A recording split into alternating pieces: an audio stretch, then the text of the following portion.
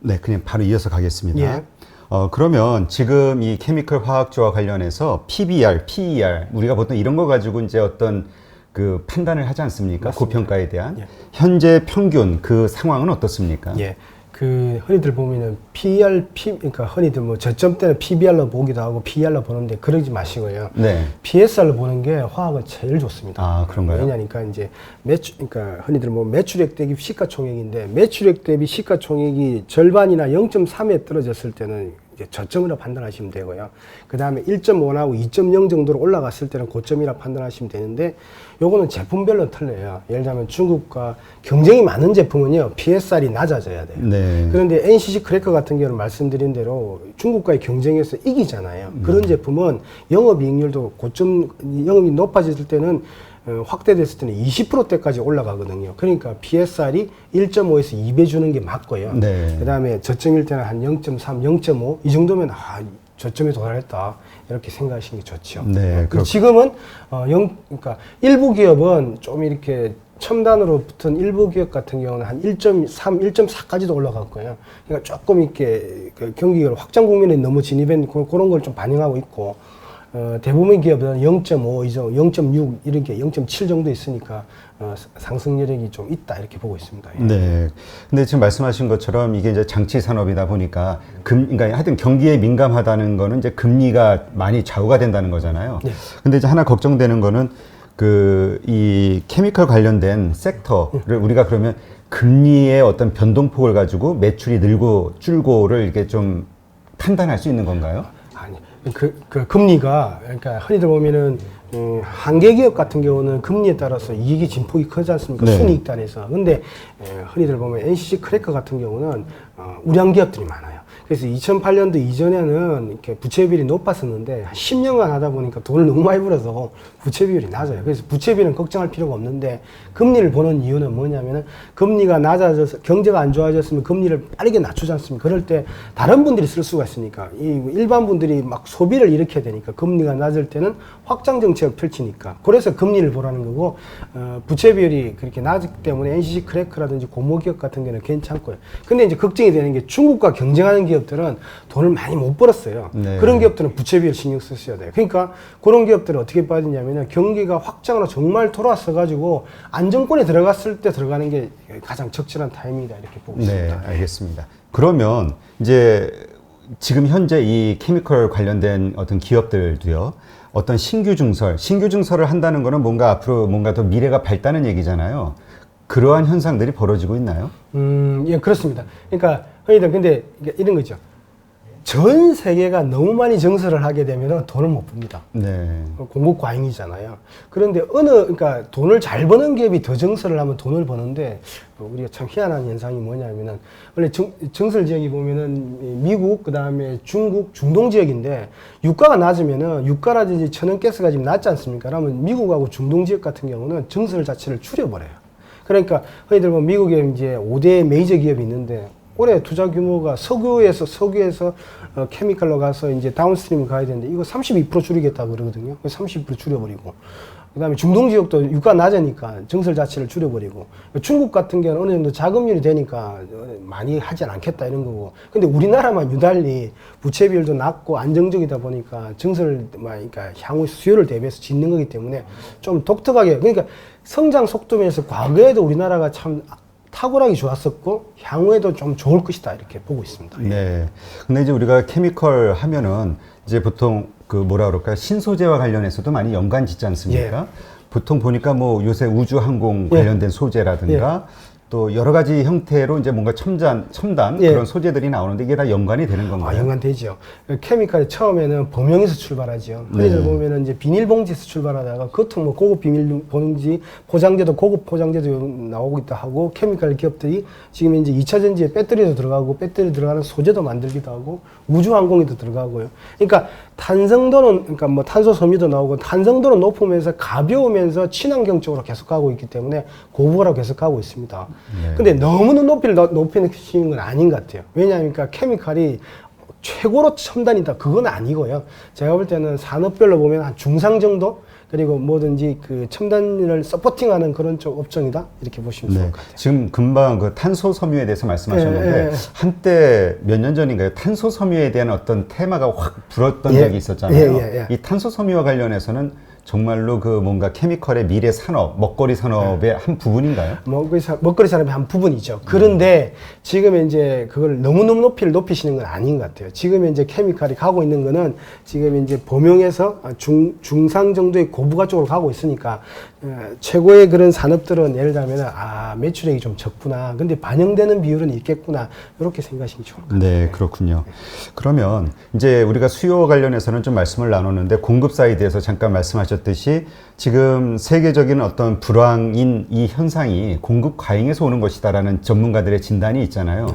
그 가운데 주요한 부분이 중국이 2008년 이후에 이런 어떤 대규모 사업과 관련된 공장들을 짓고 증설을 하면서 글로벌 공급 과잉 현상이 벌어졌다. 이런 판단하시는 분들도 있고요.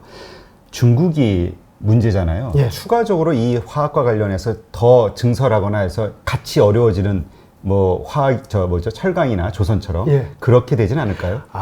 그러니까 케미칼 안에서도 그 중국이 쉽게 들어오는 데가 있어요. 네.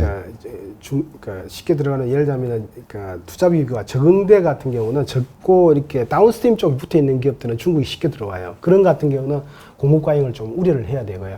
근데 말씀드린 대로 그 NCC 크래커 있지 않습니까? 크래커 같은 경우는 5조에서 10조를 지어야 되고 산단을 구성해야 되는데 지금 중국의 전략이 뭐냐면 중국이 최첨단 우주항공이라든지 뭐 제약이라든지 이런 쪽 같은 경우는 군사 이런 쪽들이 아니기 때문에 어느 정도 자금률이 도달했다고 보기 때문에 과다한 증설은 제가 볼 때는 적을 거다 이렇게 보고 있어요. 그래서 오히려 그런 걸 신경 안 쓰셔도 될 것 같아요. 그리고 이런 거죠. 그러니까 원래 석유를 쫙 그어보고 이렇게 경제가 호황일 때 증설이 많이 들어가고 또 오히려 보면은 불황이 들어가지 않습니까? 증설을 줄여버려요. 오히려 그래서 불황이면은 오히려 견디는 기업들은 증설이 줄을 잇기 때문에 오히려 호황으로 갔을 때 수익이 큰 폭으로 확대되는 그런 특징도 있습니다. 네. 그러면 지금 현재 상황에서의 그 주가의 레벨? 이거는 어떻게 보십니까? 그러니까 현재 한국의 어떤 화학 관련된 케미컬 관련주들의 주가 레벨, 그 다음에 글로벌리 그 어떤 주가의 레벨은 어떤지 좀 비교해 주시면. 알겠습니다. 글로벌 기업은 있지 않습니까? 글로벌은 이제 케미칼 안에서 크게 보면 이제 휘발유 등유를 만들고 있는 석유 기업들이 있는데 네. 석유 기업들의 주가는 약간 실명을 거론하자면 테슬라 주가하고 완전히 역방향으로 갔습니다. 테슬라하고 그런 옛날 과거의 그 메이저들 기업들하고 싸우다 보니까 이게 메이저 기업들이 심리 상태도 안 좋아졌고 주가가 굉장히 낮아 있는 상태인데 그런데 그 전 세계적으로 보면 스페셜티 케미칼이라고 있어요. 예를 들면 우리나라 같은 경우도 케미칼을 하면서 전지를 만드는 기업들 같은 경우 전지 소재를 만드는 기업들은 주가가 좋지 않습니까? 그래서 그러니까 첫 번째 스페셜티 케미칼 기업들은 주가가 좋다. 그리고 이미 좀 반영을 했다. 경제도 회복되고 스페셜티 케미칼 가는 걸 반영했다 보시면 될 것 같고요. 근데 이제 전통 쪽 있지 않습니까? 전통 쪽 케미칼 같은 경우는 아직 반영되는 비율이 낮다. 그래서 추가적으로 제가 볼 때는 관심을 가져도 좋겠다 이렇게 보고 있습니다. 네, 그렇군요. 그럼 현재 한국의 국내 주가 레벨도 아직은 낮다라고 보시는 건가요? 낮죠. 예, 낮다고 보고 있습니다. 예, 네. 괜찮습니다. 예. 그러면 우리가 이제 직접 투자를 한다고 했을 때 투자의 어떤 기준이 되는 포트폴리오를 가진 기업은 어떤 기업이 좋을까요? 아까도 뭐 몇 번 말씀하시긴 했지만. 그래서 지금 이제 말씀드린 대로 첫 번째는 그러니까 수요가 끊임없이 증가할 수 있는 산업에 들어가 있어야 돼요. 네. 그리고 두 번째는 조금 누구나 들어올 수 있는 그런 산업군은 좀 업종을 피해야 되고, 그러니까 물어보시면 돼요. 기업한테 안 물어보시더라도 예를 들면은 도대체 이 기업을 만들려면 투자비가 얼마냐? 그런데 한 5조에서 10조 들어가요. 그러면 괜찮아요. 그러면은 오히려 중국이라든지 이런 쪽에서 인도라든지 들어오기 힘들기 때문에 그런 기업들. 그래서 제가 볼 때는 뭐 납사 크래킹 센터 NCC하고 뭐 저는 고모 쪽이 업황 자체는 그런 두 가지가 좀 현재는 좋다 이렇게 보고 있습니다. 네. 우리가 투자할 때 좀 추가로 더 체크할 만한 포인트는 없을까요? 그 말씀하신 거 외에? 있죠. 예를 들면은 대표님이 우리가 3월 달을 기점으로 우리가 케미칼 주식이 돌았었지 않습니까? 네. 이익도 돌았었거든요. 그러면 지금 이제 저희들이 자체 분석한 바에 의하면 논문이라든지 여러 가지 분석한 바에 의하면 백신이 한 6개가 나와가지고 연내에 그다음에 마스크를 벗고 그다음에 컨택이 일어날 것이다. 그래서 좋게 보는 거잖아요. 그럼 만약에 우리하고 예상과는 틀리게 2차 팬데믹이 겨울이면은 바이러스가 또 극성이니까 네. 2차 팬데믹 저희들은 없을 거라 보는데 있다면은 눈높이를 낮출 필요가 있죠. 그럼 좀 지연될 가능성이 있다? 그렇게 보시면 될 것 같아요. 네. 근데 지금 눈높이에 대해서 말씀하셨는데 지금 우리가 케미컬주에 투자를 한다고 했을 때 예. 눈높이를 어느 정도 가져야 됩니까? 그러니까 우리가 좀 목표 수익 혹은 뭐 목표 주가 이런 것들을 어느 정도로 이렇게 좀 봐야 되는 건지. 그러니까 뭐 이제 제가 보니까 그렇게 과도하게 낮게 가질 필요는 없는 것 같아요. 제가 볼 때는 2008년도, 9년도 있잖아요. 한번 주가 한번 쳐보시는 것도 괜찮을 것 같아요. 그때 당시에 또 주가가 많이 올라갔거든요. 케미컬 업종 종목들의 예, 주가. 그 제가 볼 때는 이제 올라간 기업이 있고요. 근데 하도 우리 그 일반 투자자분들 힘이 세셔가지고 요즘에는 뭐 3개월 만에 주가 다 올라간 형태를 보이고 있는데, 네. 그러니까 안 올라간 기업들 중에서 업황 자체가 돌아서는 기업들 같은 경우는 눈높이를 조금 뭐 제가 볼 때도 그렇게 낮출 필요는 없으신 것 같아요. 높여도 괜찮다 이렇게 보고 있습니다. 네. 그러면 뭐 하여튼 뭐 그건 이제 각자 알아보면서 이제 본인들의 어떤 목표 주가를 이제 설정할 수가 있을 거고요. 근데 이제 좀 이렇게 좀 거시적으로 예. 좀 비중을 좀 축소해야 된다라는 어떤 상황. 아까 이렇게 변동폭이 좀 있다고 말씀하셨으니까 예. 그런 거는 우리가 어떤 걸로 징후를 알 수 있을까요? 예. 그러니까 제일 중요한 거는 세 가지 변수가 제일 중요한데 미국의 페드 정책이 중요합니다. 미국의 그런 뭐 중앙은행이 중요하고요. 중국의 중앙은행이 중요하고 그다음에 지금 이제 백신 상태가 중요하겠죠. 근데 지금 옛날에 2008년도 2009년을 예를 들면은 미국의 중앙은행 정책은 제로 금리로서 계속 한 7년을 유지하다가 금리를 올렸지 않습니까? 그러면은 화학 주가도 쭉 가다가 한 8년째부터 주가 꺾이는 형태를 보여야 되는데 이게 보면 그러니까 이렇게 케미컬 기업들 같은 경우는 꾸준히 올라가는데 감가상각비가 있는데 매출액이 이익과 일시적으로 급등하다 보니까 중국에서 깜짝 놀란 거예요. 네. 2009년에 너무 경기를 부양한 거 아니에요? 그럼 일시적으로 좀 줄여. 일시적으로 줄이라는 그 한마디에 막 케미칼이 우수수 떨어진 겁니다. 그러니까 첫 번째, 미국 정부의 정책이 뭐냐. 그다음 중국 정부의 정책이 뭐냐. 두 정부의 정책은 지금 현재 경기 부양이 맞춰져 있습니다. 그러면은 괜찮아요. 그런데 흔히들 보면은 제조업이 빨리 돌았으니까 중국 정부의 스탠스가 바뀌면은 제가 볼 때는 그게 단기 고점이 나올 수도 있어요. 근데 미국은 천천히 궤적을 가지고 움직이니까 제가 볼 때 미국은 천천히 미국을 따라서 움직이면 될 것 같고 중국 정부의 정책 그걸 좀 잘 보셔야 될 것 같아요. 네. 그 아까 이제 우리가 투자할 만한 기업으로 이제 포트폴리오에 NCC를 보유하고 있는 기업에 집중을 해라 이런 얘기를 하셨는데 이 NCC라고 하는 것이 주로 어떤 것을 가리키는 것인지 좀 자세하게 설명을 해주시죠. 예. 그러니까 흔히들 보면은 그 중동 지역에 석유가 있어요. 네. 석유를 이렇게 유조선으로 가져옵니다. 그래가지고 이제 석유를 끓여버려요. 끓이면 이제 휘발유, 등유, 경유가 나오는데 그 중에 한 14% 정도가 납사가 나와요. 근데 이 납사를 1950년도에 열을 딱 가해보니까 에틸렌, 프로필렌, 부타디엔, 뭐 벤젠 나오는데 이거 보니까 모든 실생활에 쓰이는 용도로 개발되더라는 거죠. 이게 첫째, 납사를 가지고 에틸렌, 프로필렌, 부타디엔, 벤젠, 톨루엔, 자일렌을 만드는 그 공정 자체를 들고 있는 기업을 납사를 크래킹한다. 납사 크래킹 센터 내지는 뭐 컴퍼니라 해도 되는데 그걸 NCC라고 그래요. NCC를 만들려면 기본적으로 정유 시설도 있어야 되고요. 네. 밑에 다운스트림 시설도 있어야 되니까 이게 장치 산업이에요. 네. 기본적으로 우리나라 울산 그다음 여수, 대산 산단을 보시면은 이게 타워 있지 않습니까? 네. 타워가 대부분 다 휘발유, 등유, 경유, 정유 타워도 있지만 이게 NCC 타워들이 많은 거예요. 네, 그렇군요. 그 NCC. 그러면 이제 요즘 화두가 되고 있는 게 이제 4차 산업혁명이고요. 그래서 많은 그 산업 섹터들이 변화를 하고 있잖아요. 그래서 기대하는 쪽에서는 차체 같은 것들이 이제 철강에서 뭐 이런 어떤 신대체제로 뭐 탄소 섬유도 그 중에 하나죠.